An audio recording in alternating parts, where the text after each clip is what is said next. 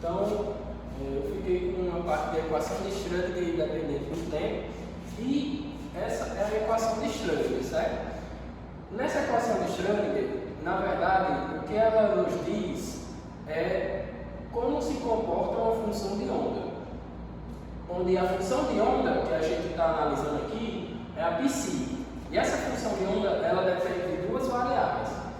O psi, ele depende da posição, x, e do tempo. Nesse caso, a gente está analisando para uma dimensão, por isso que a gente está considerando apenas x. Então, o que acontece?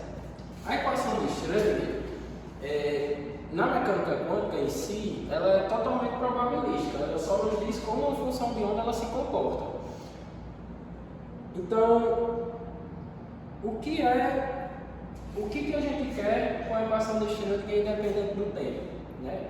O principal problema que a gente quer resolver, a gente quer achar a solução geral para a equação de Schrödinger. É isso que a gente quer. Então, a gente vê que aqui a gente trata de uma EDP, é uma equação diferencial parcial, onde ela envolve a derivada parcial de π em relação ao tempo de um lado e a derivada segunda parcial também de π, só que em relação à posição do outro lado. Então, para a gente obter uma solução geral, a gente vai ter que atribuir uma condição de contorno de que o potencial, né, nosso potencial aqui na equação, ele não depende do tempo, ele vai depender apenas da posição, ele vai ser independente do tempo. Então, como qualquer EDP, o que a gente pode analisar do ponto de vista matemático é que a gente pode aplicar um método de separação de variáveis, justamente pelo fato de que é uma EDP e a gente tem um lado que depende de algo e outro lado que depende de outra questão, né? No caso da função de onda. A função de onda ela depende de x e de t.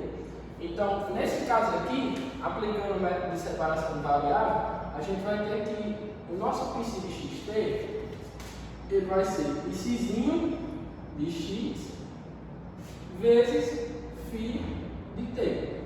Então, o método de separação de variáveis ele é isso. Você vai separar uma função que ela depende de duas variáveis e, como conseguinte, a gente vai chegar numa solução geral para a equação de Schrödinger. Então, por isso, lá na frente a gente vai ver o porquê que a gente considera que esse potencial ele é independente do tempo. Então, nesse caso, né, a gente vai aplicar aqui para a solução geral a separação de variáveis. Então, a gente vai ter que o dρ de π, a derivada parcial de π em relação ao t, vai ser igual ao quê? Vai ser igual ao π. Vou programar aqui, essas partes eu vou. Vai ser igual ao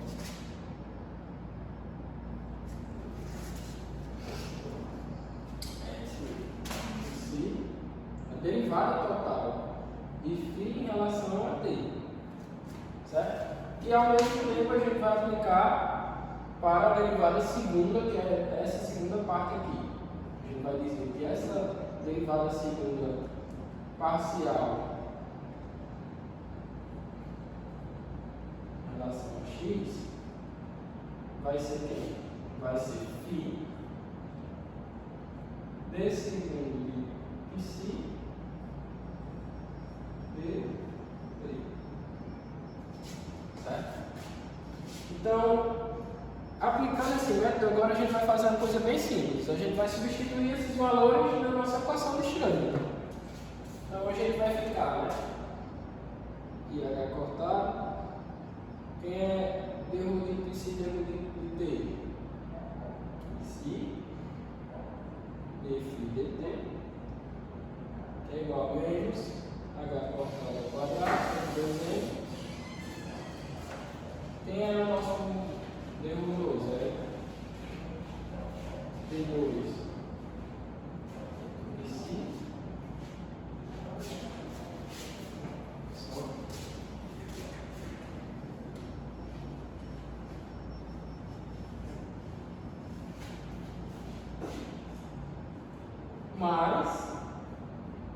nosso V, só que agora o nosso Psi, que depende de x e t, é Φzinho e